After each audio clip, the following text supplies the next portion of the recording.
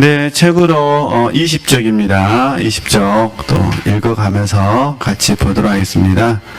네, 20쪽 다시 반면에부터 읽어가면서 설명하겠습니다. 두 번째 줄.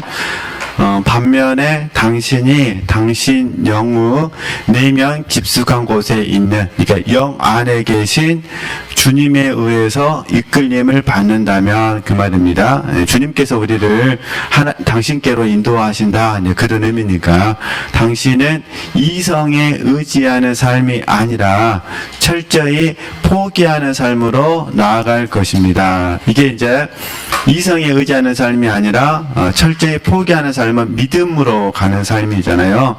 그러니까 이성에 의지하는 것이 아니라 믿음으로 주님께 나아가야 된다.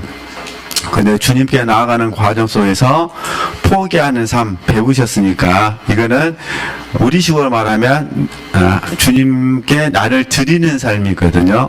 그래서 다 아신 것처럼 주님께 내려놓고 주님께 맡기는 삶이잖아요. 네. 당신은 어떤 종류의 지식을 경험할 것이며 그 지식은 당신을 기쁘게 하고 당신으로 하여금 열매를 맺게 해줄 것이다. 당신은 어떤 종류의 지식이니까 이게 이제 하나님을 아는 지식이잖아요. 오늘 저희 이거를 영적 지식이라고 부르죠. 그러니까 하나님을 아는 지식, 영적 지식. 또 이제 더하기 원칙 속에서 보면은 지혜도 점점 많아지게 되어지거든요. 그래서 이게 전부 모아져 가지고 영적 지각이라고 우리는 부르죠. 저희들은 이 얘기를 하는 겁니다. 그래서 그 영적 지식은 당신을 기쁘게 하고 당신으로 하여금 열매를 맺게 해줄 것이다. 당신은 더 이상 당신의 이성을 의지하며 살아가지 말아죠. 않을 것이다. 네, 의지한 게 이제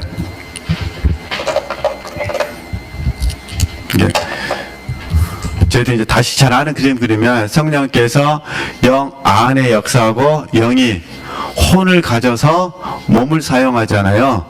다 배우셨으니까 영은 독립적으로 활동할 수 없다 배우셨잖아요. 항상 영은 누구를 의존하는 거예요? 성령. 그래서 이걸 저희들이 생명의 의존이라 부르거든요.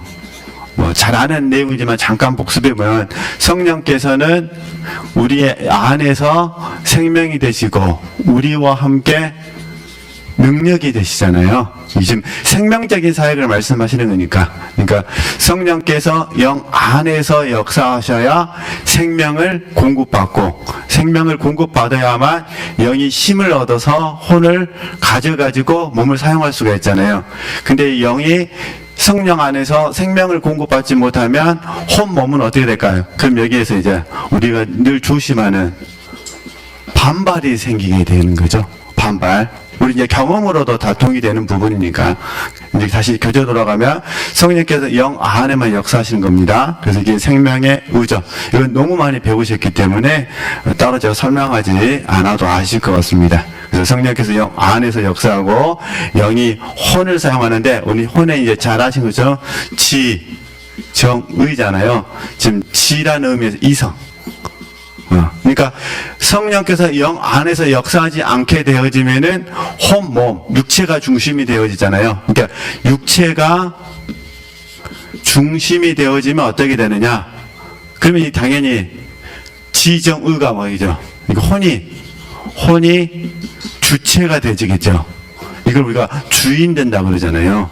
그러니까 혼이 주인된 이게 그래서 저희들이 자아가, 내가 이렇게 배우셨잖아요. 자아가 주체가 되는 삶이다. 이렇게 이제 부른 부분이죠. 이게 이제 육체가 중심이었을 때. 근데 우리가 이제 영 중심이면, 우리 이제 배우셨잖아요. 또 경험적으로 아시는 부분이니까. 우리가 영 중심이면 어떻게 될까요? 나는 영이잖아요, 영. 영이다라고 배우셨잖아요. 영이 혼을 가진다고 했잖아요. 그러니까 영이 어떻게 하는 혼을 가지니까 생각과 마음과 뜻을 사용할 수가 있는 거죠. 근데 사실은 영이 생각과 마음과 뜻을 사용한다는 의미는 다스릴 수 있다 그런 의미예요. 다스릴 수 있다. 영이 다스린다. 근데 영은 독립적으로 활동할 수 없다 그랬잖아요. 이게 누가 다스리는 거예요? 결국은 성령께서 내 생각과 마음과 뜻을 뭐 하는 거죠? 다스리는 거죠. 그러잖아요. 그럼 이게 이제 갈라디아서 5장 16절에서 18절 말씀을 그대로 이해하시는 거예요. 로마서 8장 12절에서 14절 말씀도 그대로 이해하시는 거고. 우리 둘 중에 하나를 경험하는 거예요. 육체의 소욕이 성령을 거스르는지 아니면 성령의 소욕이 육체를 거스르는지를 아는 거예요. 우리가 지금 꿈꾸는 거는 이 다스림이잖아요. 다스림. 그러니까 그러면 당연히 이제 영이 생각과 마음과 뜻을 다스릴 수 있다. 그러면 당연히 이제 어떻게 될까요? 이 혼이 협력자가 되겠죠. 우리 협조자라고 부르기도 하고 협력자라고 부르겠잖아요. 그래서 협조자와 협력자를 다른 말로 바꾸면은 복된 통로, 복된 동역이라 부르게 되는 거예요. 그러니까 협조한다, 협력한다를 우리가 아는 말로 바꾸면 뭐가 된다는 거죠? 통로가 되고 그 다음에 동력이 되는 거예요. 그러니까 우리가 날마다 꿈꾸는 게 지금 이거예요. 성령께서 감동 주시면 내 혼이 그대로 맞들어. 그러니까 하나님의 생각이 내 생각이 되고 하나님의 마음이 내 마음이 되고 하나님의 뜻이 내 뜻이 되어져서 몸을 통해서 그대로만 거 전달하는 거. 이걸 우리 순종이라 부르죠. 보편적인 개념은 행함인데 요즘은 이제 작은 순종 많이 배우시니까 행하는 거예요. 순종. 이거 얼마나 자연스러워요. 성령께서 영 안에 계시하시고 영의 계시를 통한 것을 혼이 지정의가 그대로 아무런 반발 없이 그대로 수용하고 그래서 혼이 통로가 돼가지고 몸을 그대로 사용해서 그대로 행한다. 이게 이제 지금 우리가 꿈꾸는 영적 시스템이잖아요. 지금 잔욱의 영 이 얘기를 들려주는 거예요. 당신은 이미 그리스도 연합, 이게 연합이거든요. 연합을 경험하고 나서 당신의 제자들에게 그 삶을 들려주고 싶은 부분이죠. 근데 이 이야기를 듣는 제자들의 입장에서는 어떻게 될까요? 제자들 입장에서는 일단은 경험이 없는 제자들은 무슨 말인지 모르겠죠. 경험이 많은 제자들은 고개를 끄덕이는 게 많겠죠. 여러분들은 어떠세요? 고개 끄덕이는 게 굉장히 빠르시죠? 그래서 우리가 이 삶을 날마다 살았으면 좋겠다 그런 의미예요. 그러면 봐보세요. 성령께서 계시하시고 성령께서 훈련하셔요. 지금 그대로 적용하는 거예요. 성령께서 계시하시고 성령께서 훈련하십니다. 그럼 성령께서 영 안에서 무엇을 계시하시느냐? 그죠? 하나님의 말씀을 계시하시죠. 그리고 이걸 쪼개서 하나님의 뜻, 하나님의 의도, 하나님의 마음, 이게 하나님의 목적 등등등등을 우리가 설명을 하잖아요. 그러니까 성령께서 우리 지체들의 영 안에서 하나님을 계시해 주시면, 하나님의 말씀을 계시해 주시면 혼은 그대로 혼은 그대로 수용을 하는 거예요. 그대로 수용해서 그 자연스럽게 몸을 통해서 그냥 사는 거예요. 그러니까 성령으로 살고 영은 성령으로 사는 겁니다. 성령으로 살고 자연스럽게 뭘로 행하는 거예요? 성령으로 행하시는 거예요. 결국은 시작도 성령이시고 가운데도 과정도 성령이시고 몸을 통해서 나오는 것도 누가 하는 거죠? 성령이 하시는 거죠. 그러니까 우리가 몸을 통해서 성령의 열매를 맺게 되는 거죠. 근데 이걸 알 수 있는 게 혼이에요. 혼. 통로니까 통로는 접촉이 있게 되잖아요. 어떤 의미인지 아시겠죠? 그래서 저희들이 항상 마음을 새롭게 해야 될 이유가 여기에 있는 거예요. 이 마음이 새로워지지 않으면은 몸으로 가기가 어렵거든요. 그래서 이제 마음을 새롭게 하는 방법을 여러 가지로 적용을 하죠. 힘들 때 적용하는 것은 온유와 겸손. 힘들 때 올소이다 이렇게 된 것이 아버지의 뜻입니다. 어디서 받으셔야 돼? 그게 마음에서 받아야 되죠. 그게 마음에서 받아야 몸을 통해서 한 번이라도 순종할 수 있죠. 그러니까 올소이다 이렇게 된 것이 아버지의 뜻입니다라고 마음에서 받아야 우리 몸을 통해서 순종할 수가 있다. 그러니까 이 삶을 이렇게 우리 이제 부득불 잔느 기용을 공부하니까 이렇게 이제 제가 설명해 드리는데 이렇게 공부 안 하더라도 삶 속에 자연스럽게 어떻게 하는지 우리는 이렇게 삶을 사는 거죠. 그래서 저희 아침에 딱 일어났는데 몸은 어떠세요? 솔직하게 아침 딱 일어나면 몸이 쾌청하신 분들도 있으시겠지만 대체적으로 뭐죠? 안 쾌청하죠. 아니 쾌청하신 분들은 감사하시면 되십니다. 와 좋다. 이러신 분들은 그냥 계속 좋으시면 됩니다. 그러나 안 쾌청하실 경우가 훨씬 많죠. 몸은 어쩔 수가 없는 것 같아요. 이게 사도 바울 말씀이 그대로 맞아요. 우리의 겉사람은 날로 후패하나 날로. 그래서 저도 좀 젊은 나이에 죄송한 사실 저도 젊은 나이는 아닌데 젊은 나이가 돼버렸어요. 옛날 같았으면 중년이잖아요. 중년. 곧 한갑을 막 바라보니 어쩌냐면서 막 가을만 되면 봄 타고 나도 이제 곧 있으면 60이라고. 지금 60 이야기하면 뭐라고 하죠? 땡! 어디? 한참 되고 막 이러잖아요. 그래서 우리가 저는 유행가도 잘 모르고 뭐 복음성가도 잘 몰라요. 근데 풍월에 어쩌다 한 번씩 딱 들을 때 그 약간 그 한 토막 그 가사만 듣고 다 아는 것처럼 말하는 약간 뻥 기질이 있더라고요. 강의도 그렇더라고요. 다른 사람이 강의하는 거 살짝 듣고 뭐 하는 거예요. 그거를 잘 풀어먹는 독특한 은혜를 주신 것 같아요. 네.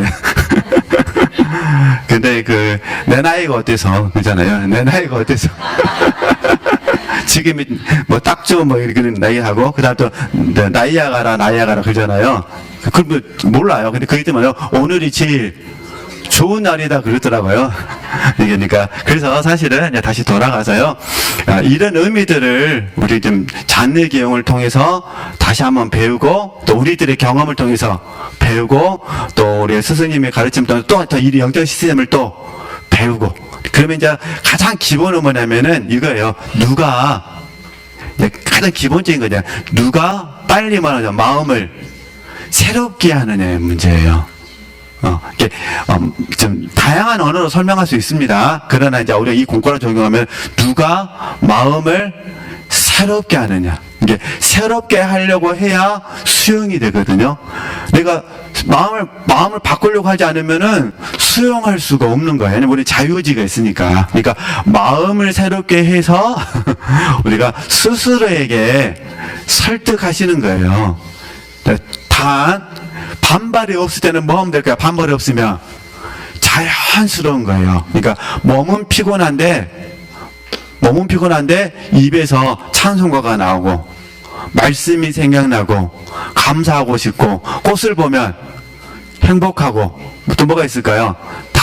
또 어떤 분들은 커피를 마시면 행복하고 안 시켜도 자연스럽다는 거예요.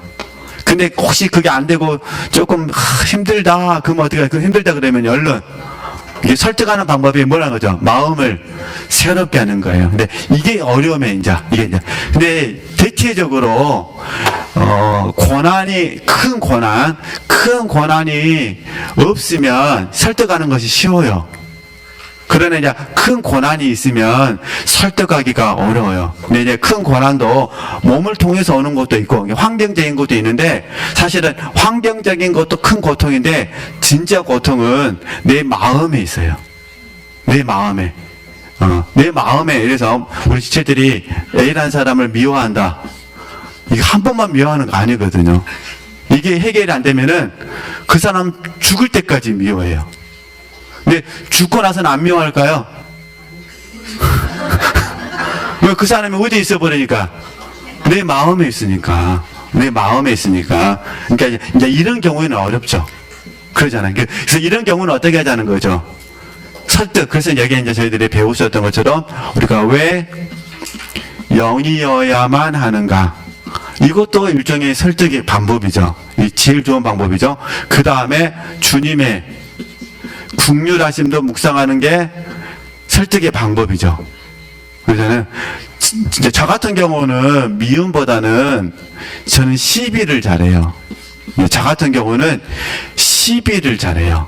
근데 이제 다 사람마다 다르니까. 근데 이 시비 중에서 제가 뭘 잘하냐면은 나의 진실성을 인정해주지 않으면은 굉장히 힘들어하는 케이스예요. 저 같은 경우는. 그래서 제가 꼭 한번 생각을 해봤어요. 참, 이 생의 자랑이 많은가 보다. 그냥 남들의 진실을 인정해주지 않은 누구만 아시면 되는데, 주님만 아시면 되는데, 라고 하면 되는데, 이게 실제로는 어떤 경우는 돼요. 어떤 경우는 너무 잘 되거든요. 뭘 신경 써. 그냥 주님만 아시면 되지. 근데 어떤 경우에는요, 안 돼요. 왜 안 되냐? 둘 중에 하나겠죠? 첫 번째, 하나님의 깊으신 경륜, 연단받아라. 이해되시겠죠?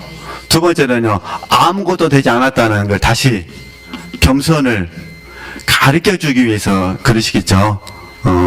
물론 이제 세 번째는 제일 안 좋은 거예요. 소욕이 준동했을 때. 나도 뭐 받고 싶은 거, 나도 뭐라고 보냐면, 인정받고 싶다는 거죠. 그 사람에게. 아니면 그 일에 대해서 인정받고 싶은, 이런 부분들이 저에게도 있어요. 그래서 저도 이 딱 시비가 들어올 때마다 뭘 생각하냐면, 처음에는 저도 이 시비를 이렇게 접근을 못했어요. 왜냐면 그때는 이제 이런 훈련을 받는 게 아니었으니까. 제가 이제 주로 적용했던 환경적인 거 있잖아요. 인간관계, 몸 밖에 있는 거. 환경과 조건과 인간관계를 통해서 어려움이 올 때마다 올소이다. 이렇게 된 것이 아버지의 뜻입니다. 또 빌립보서 2장 12절에 14절 말씀, 특별히 원망과 시비 곱시라는 말씀처럼 이렇게 이제 훈련을 많이 했었는데, 이제 어느 날 하나님께서 더 저를 순전하게 하시기 위해서 하신 훈련인데, 제 안에서 이걸 보게 했어요. 아, 내가 진실성에 대해서 인정받지 못할 때 인간관계가 굉장히 힘들어하는구나. 그래서 깨달았어요. 아, 이런 부분은 하나님이 저를 다루시는데, 이게 절대로 사람에게 말할 부분이 아니라는 거. 그럼 어떻게 될까? 그러면 다시 연단받아야 되겠죠. 그래서 또 생각한 거예요.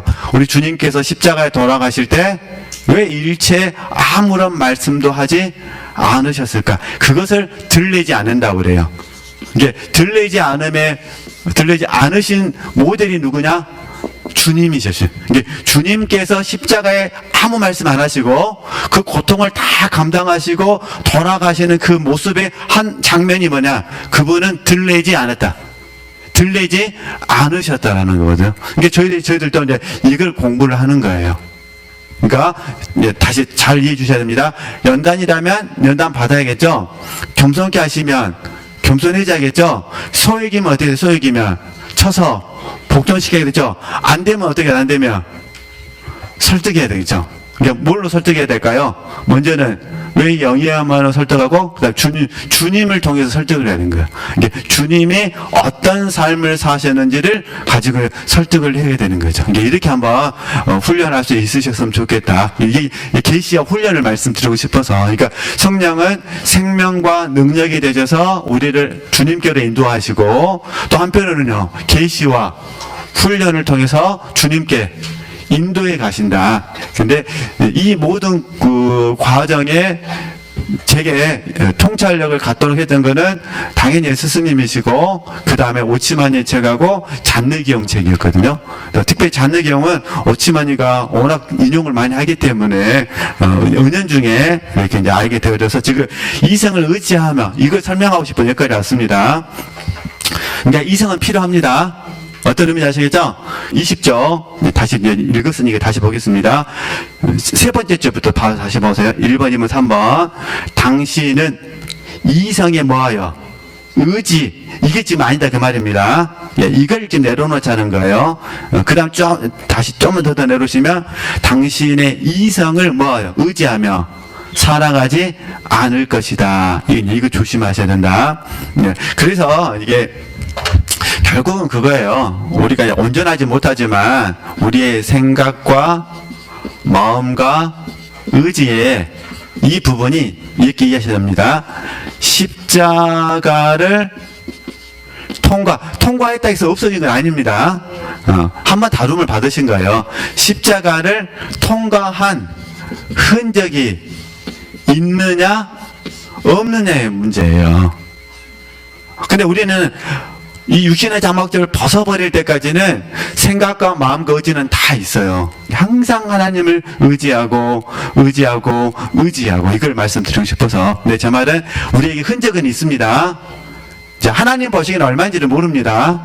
그러나 우리 양심 속에서 십자가를 통과한 흔적이 있는데, 근데 아직도 우리가 너무 은혜로운 말씀이잖아요. 아직도 가야 할 길이 있다는 거예요. 그래서 그러다 보니까 아직도 이게 흔적을 통해서 말할 때는 생명이 나가요. 그럼 우리 지체들이 가만 봐보세요. 그룹 모임 하시면은 다는 아니겠지만 그래도 몇 %는 은혜가 돼요. 근데 그분들이 뭘 경험했으니까, 십자가의 흔적을 경험했으니까. 근데 아직도 가야 할 길, 이 길을 말할 때는 생명이 느껴지지 않아요. 아니면 아직 가본 길이 아니니까. 그럼 이건 자칫 잘못하면 이거는 혼에서 나온 가능성이 많다는 거예요. 그러니까 영적인 교제가 십자가를 통과한 것만 영적인 교제가 되는 거예요. 십자가를 통과하지 않는 거는, 근데 다시 이 혼에서 하는 말이 만약에 진리라면 아멘은 돼요. 진리니까. 근데 이제 뭐가 안 된다는 거죠? 생명이 안 된다는 거예요. 그래서 이걸 저희들이 전이라고 그랬잖아요. 전이가 안 되는 거예요. 말은 옳은데 뭐는 안 되는 거예요. 전이가 안 되는 거예요. 저도 제 인생을 보면서 아니까. 그래서 저도 하나님께 또 소원하는 거예요. 하나님, 오늘도 생명 안에 살았다면 내일도 아직도 가야 할 길 감사하면서 내일 하루도 하나님 생명 안에서 살 수 있도록 도와주옵소서. 그래서 제가 깨달은 거예요. 생각과 마음, 의지, 과거서잖아요. 과거서의 생각과 마음, 의지는 그대로 있는 거예요. 그대로 있어요. 단지 하나님께 어떤 은혜를 구했냐면, 저는 마음을 항상 이렇게 새롭게 하는데 힘썼어요. 저는 곰곰이 생각해봐도 이 부분이 제가 잘한 것 같아요. 마음을 새롭게 하는데 항상 뭐 했다는 거죠. 이렇게 힘만 썼어요. 제가 이제 힘썼던 게 뭐 있겠어요. 기도하라면 기도하시고, 찬송하라면 찬송하시고, 책 보라 하면 책 보고, 글 쓰라 하면 글 쓰고, 새롭게만 한 거예요. 새롭게. 근데 나머지는 다 누가 인도하셨다는 거? 하나님께서 인도해 주셨다는 거예요. 그러니까 다른 사람이 보기에는 달라진 것이 하나도 없어요.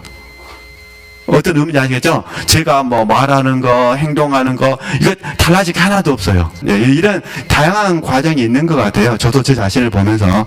그러니까 다른 걸로 생각하시면 안 됩니다. 우리 자칫 잘못하면은 행동으로만 보면, 행위로만 보게 되면 저희들이 오해할 가능성이 많아요.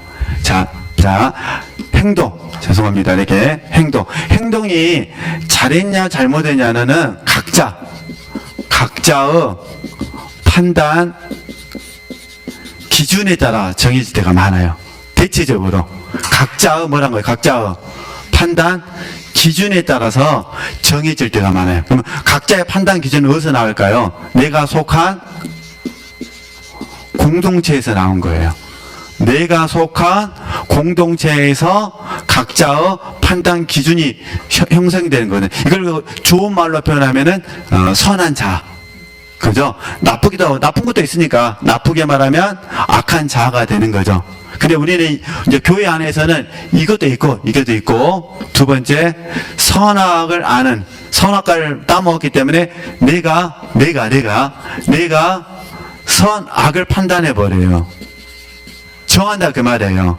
이것도 있고, 세 번째는요, 이게 각자의 판단 기준은 대부분 윤리적이고 도덕적이죠. 그리고 세 번째는 이제 이게 이제 율법적이죠, 율법. 그러니까 우리는 날마다 십자가를 통과하는 이성을 가는 겁니다. 네, 이걸 말씀드리고 싶어서 그렇게 해서 보겠습니다. 당신이 지적인 즐거움을 바라며 주님을 추구한다면 당신은 당신을 인도할 매우 독특한 빛을 발견할 것이다. 그러나 철저히 뭐라는 거죠? 포기하는 삶을 사는 사람은 뭐라는 거죠? 다르다. 그래서 이렇게 이해하시면 되죠. 이성에 의지할 때는 하나님에 대한 뭐라는 거죠? 지식. 포기를 통해서 배우는 사람은요, 하나님을 아는 지식, 이 차이점을 이야기하는 거예요. 그러면 하나님에 대한 지식이든 하나님을 아는 지식이든 가장 기본적인 게 믿음과 신뢰와 의뢰예요. 그러니까 이성적으로 추구한다 하더라도 그 사람도 하나님을 믿으세요, 하나님을 신뢰하세요, 하나님 뭐라고 하죠? 의뢰하세요라고 말한다는 거예요. 그리고 플러스 성경에 나와 있는 많은 인물들, 우리가 존경하는 멘토들 있잖아요. 많은 존경하는 멘토들을 인용해 가면서 말한다는 거예요. 무엇으로서요? 하나님에 대한 지식으로서. 근데 이 자체가 성장이라는 관점으로 보니까 미숙해서 부끄럽다고 표현하는 거지, 이 자체로는 죄라고 말할 수는 없어요. 이거 잘 이해해 주셔야 됩니다.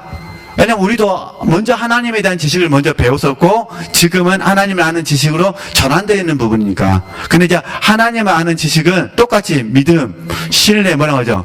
의뢰라는 말을 쓰는데 실질적으로 뭐 한다는 거죠? 자기를 포기한다. 그러니까 내려놓는 거예요. 나를 하나님께 뭐 하는 거죠? 맡기는. 자기 포기는 나를 하나님께 내어드리는 삶이거든요. 내어드림. 그러니까 옆에다 메모해 놓으셔도 되셔요. 자기 포기가 어렵게 느껴지시면 지금 우리 잔느경이 표현할 때 다시 읽겠습니다. 철저히 포기하는 삶은 다르다 그랬잖아요. 포기하는 삶을 다른 말로 뭐라 한다고요? 나를 하나님께 내어드린다 이렇게 부른다는 거예요. 그러니까 우리가 막 포기 그러면은 막 어렵게 느끼는 그게 아니라 포기한다는 거는 나를 하나님께 뭐 하는 거다? 드리는 거예요. 나를 드리면서 그 결과까지 드리는 거예요. 결과. 그래서 내려놓고 뭐 하는 거죠? 맡김. 우리가 내려놓고 맡기는 것이 어려운 이유가 결과 때문에 그러는 거예요. 결과를 맡겨내야 되니까. 결과만 아니면은 내려놓고 맡기는 게 어렵지가 않죠. 예, 그 결과는 어디서 나오냐? 소욕에서 나오거든요. 우리의 오남. 그래서 오남이 강하면 강할수록 내려놓지를 못해요. 오남이 강하면 강할수록 맡기지를 못하는 거예요. 하나님께서 내가 원하는 대로 해줄 것이라고 믿는다면 그만 내려놓고 맡기겠죠. 근데 딱 기도하려고 보는데 하나님이 내가 원하는 대로 안 해줄 것 같아요. 그 마음이 강해요. 그럼 내려놓을 수 있어요, 없어요? 없어요. 그러니까 뭐 하는 거죠? 안 물어요, 안 물어. 이 사람 마음이 묘한 거예요. 아, 내가 저 사람한테 딱 뭔가를 부탁을 하면 내가 원하는 대로 해주겠지 하면 막 말을 하거든요. 근데 말을 해봐야 안 해줘요. 해준다 하더라도 자기 때대로 해. 이게 더 복잡해. 그러니까 뭐 하는 거죠? 아, 말 안 하는 게 편하지. 그래서 사실은 나를 하나님께 내어드릴 때는 내 소욕까지도 하나님께 드리는 거예요. 그래서 이 과정을 통해서 뭘 배운다는 거죠? 하나님을 아는 지식을 배우는 거예요. 하나님을 아는 지식. 하나님께서 우리의 인생을 어떻게 인도하실지 이것만 마치도록 하겠습니다. 정리만 하고. 그러니까 이거잖아요. 하나님은 항상 오르십니다. 오르십니다. 그러니까 나는 하나님을 모르는 거예요. 우리가 이 공과를 어디서 배우냐면은 혹시 오늘 목사님도 말씀하실지 모르는데 히스기야 왕을 통해서 배우는 거예요. 히스기야가 15년 생명이 연장됐잖아요. 이런 부분이에요. 만약에 이사야가 있었고 히스기야가 15년 연장되지 않고, 이해되시죠? 그냥 죽으라 했을 때 그냥 죽었더라면 어땠을까? 근데 히스기야 입장에서는 15년 뭐라죠? 연장 받았지만 이 기간이 또 한편 하나님께 잘 아신 것처럼 징계받는 기간이고, 그리고 히스기야 아들 므낫세가 왕이 돼가지고 거의 50년 이상 악한 왕인데 몇 년을요? 50년 이상을 왕을 해요. 착한 왕은 빨리 죽고 나쁜 왕은 오래 살고. 다윗도 50년 못 했는데, 솔로몬은 60세에 죽었거든요. 솔로몬 죽을 때 얼마나 억울했겠어요. 60에 죽었으니까. 근데 므낫세는 왕만 50년 하거든요. 물론 이제 하나님의 큰 경륜 안에서 므낫세가 구원 받았느냐 안 받았느냐 따지면은 뭐 하나님의 은혜가 있었으면 구원 받았겠죠. 이게 본인은 구원은 받을 수도 추장이니까 구원 받을 수도 있었겠지만 이스라엘 백성들은 50년 동안 영적으로 타락하게 됩니다. 하나님에 대한 지식과 하나님을 아는 지식을 이렇게 좀 구분해서 설명을 하고 싶어서, 하나님은 항상 무엇이다? 모르시다. 나는 하나님을 모른다. 하나님의 일하시는 방법을 우리는 예측할 수 없다. 그냥 단지 믿고 신뢰하고 의뢰하자. 그러면 저희들에게도 로마서 8장 28절 말씀, 합력하여 선을 이루시는 그 하나님을 아는 지식이 더욱더 풍성해질 것이라 소망하면서 오늘도 여기까지만 하도록 하겠습니다.